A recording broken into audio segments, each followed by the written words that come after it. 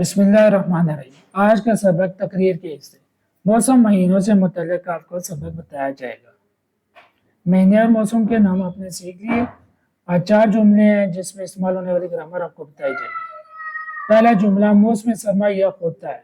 یہاں پر موسم اسم، سرما اسم، یک صفت، ہوتا فعل، ہے فعل۔ دوسرا جملہ رمضان مبارک رحمت و برا ہوتا ہے۔ یہاں پر رمضان اسم، مبارک صفت، رحمت و اسم، برا صفت، ہوتا ہے فعل۔ تیسرا جملہ رب رحم کی بارش بھیجتا ہے۔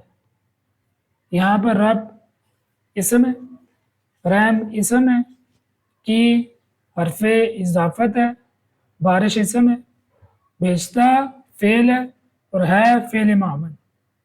چوتھا جملہ رمضان روزوں کا ماہ ہے۔